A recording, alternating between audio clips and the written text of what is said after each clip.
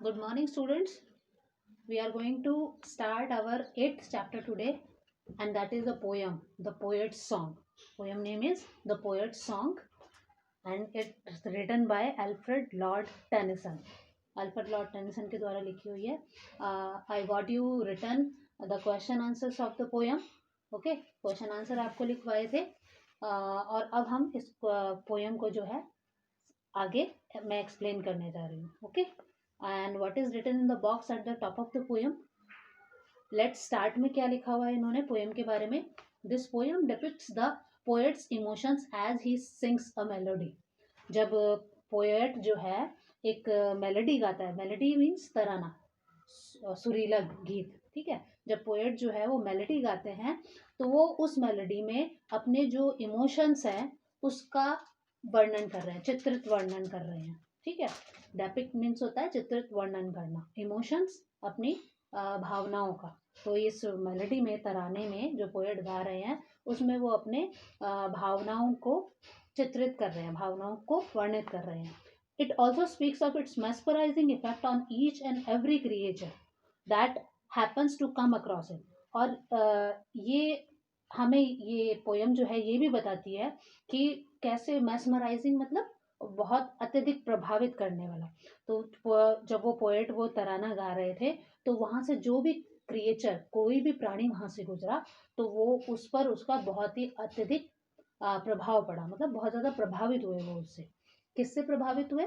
जो पोएट जो वो मेलोडी गा रहे थे, वो सुरीला गीत गा रहे थे.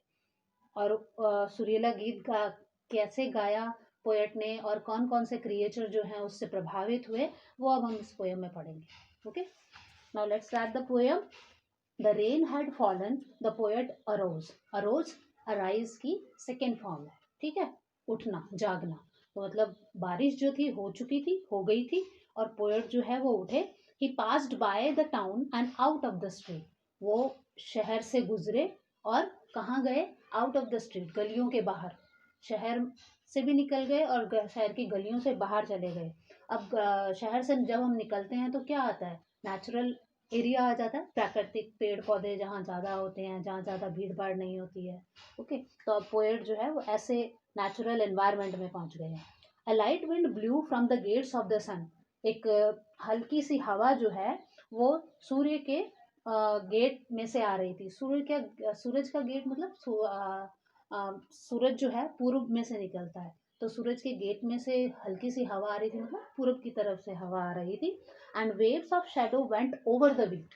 और परछाई की जो लहर थी वो गेहूं के ऊपर से निकली. खेतों में देखा होगा, खेत जो है लहलहाते रहते हैं और उनके ऊपर से परछाई गुजरती है. परछाई किस चीज़ की गुजर सकती है? खेतों के ऊपर से.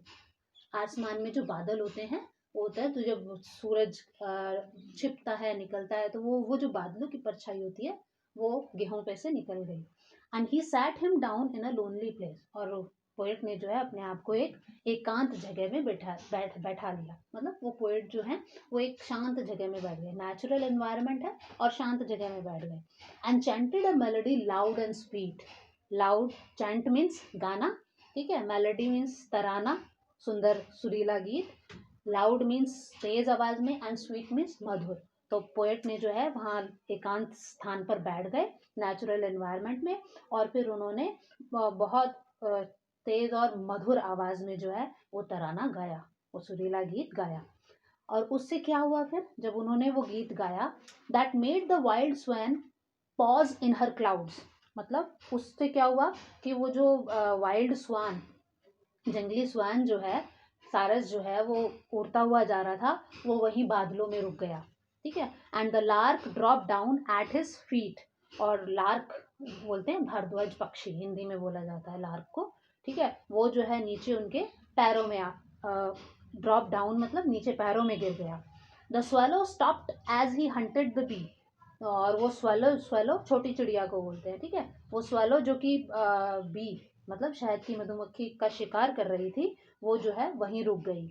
The snake slipped under a spray. Spray बोलते हैं छोटी टहनी, शाखा को, पतली सी टहनी या शाखा होती है उसको बोलते हैं. और सांप जो है वो उस टहनी में अंदर सरक गया, मतलब उसमें आराम से सरक के बैठ गया उसको सुनने के लिए. The wild hawk stood with the down on his beak. अब जंगली बाज जो है, हॉक किसको बोलते हैं? बाज को बोलते हैं. जंगली बाज जो है वो वहीं stood with the down on his beak, वो अपनी बीक पर वहीं खड़ा हो गया. बीक बोलते हैं चोंच को. And started with his foot on the prey. Prey बोलते हैं शिकार को. और उसने जो अपने उसके पैर में जो शिकार था वो उस पर शुरू हो गया, मतलब उसने अपने शिकार पे पैर मारने शुरू किए. एंड द नाइटिंगेल थॉट, और फिर नाइटिंगेल ने ये सोचा. नाइटिंगेल किसको बोलते हैं? बुलबुल. ठीक है. और नाइटिंगेल ने सोचा. अब ये सारे हमने देखा कि जब जैसे ही पोएट ने जो है वो मेलोडी गानी स्टार्ट की तो वो सारे पक्षी जो हैं वो अपने जो जो काम कर रहे थे जहाँ थे वहीं स्थिर रह गए, वहीं रुक गए उसका मधुर गाना सुनकर, पोएट का मधुर गाना सुनकर. तो अब लास्ट में नाइटिंगेल का आया. नाइटिंगेल ने क्या सोचा वो मेलोडी सुनकर, पोएट की मेलोडी सुनकर? I have sung many songs, कि मैंने बहुत सारे गाने गाए हैं, but never a one so gay, लेकिन कभी भी मैंने ऐसा गाना नहीं गाया जो कि इतना सो गे. गे मीन्स हैप्पी, मतलब इतना खुश हो, इतना खुशी से भरा हुआ हो. ऐसा गाना मैंने कभी नहीं गाया. और क्यों? वो गाना जो है खुशी से भरा हुआ था. पोएट के गाने को नाइटिंगेल बोल रही है कि ये गाना खुशी से भरा हुआ है. For he sings for what the world will be when the years have died away. Years have died away. अब ये कह रहे हैं कि साल जो है जो मर गए. अब साल मरने से मतलब है जो बीत गए हैं साल.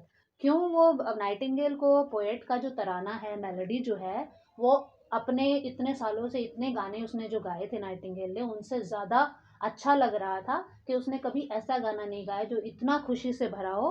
क्योंकि वो पोएट जो वो तराना गा रहे थे, मेलोडी गाई थी पोएट ने, what the world will be, कि वो उस ऐसा तराना गाया कि वो उसके बारे में बता रहे हैं कि कई सालों बाद, कई साल बीत जाने के बाद संसार जब होगा तो ऐसा होगा.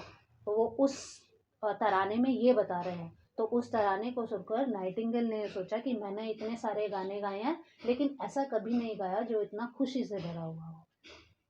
Clear? Now here poem is finished.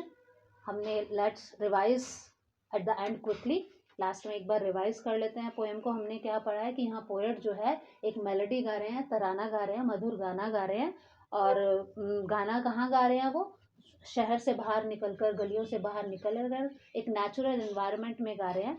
और जब वो तराना गा रहे थे तो जो जो प्राणी वहाँ से गुजरे तो वो जो है वहीं की वहीं रुक गए. जो जैसे जहाँ था वहीं का वहीं रुक गया उनके मधुर गाने को सुनकर. और लास्ट में अलग अलग जो क्रिएचर्स आए हैं इस जिनमें डिस्क्राइब किया हुआ इस पोएम में, जिन क्रिएचर्स को, वो है wild swan, lark, swallow, snake, wild hawk. और लास्ट में नाइटिंगेल का डिस्क्रिप्शन आया हुआ है कि नाइटिंगेल सोच रही है वो मेलोडी सुनकर पोएट की कि मैंने इतने सालों में इतने गाने गाए हैं लेकिन ऐसा कभी नहीं गाया जो इतना खुशी से भरा हो. क्योंकि पोएट की मेलोडी में जो है उस संसार के बारे में बताया हुआ है कि संसार क्या होगा इतने साल बीत जाने के बाद ही.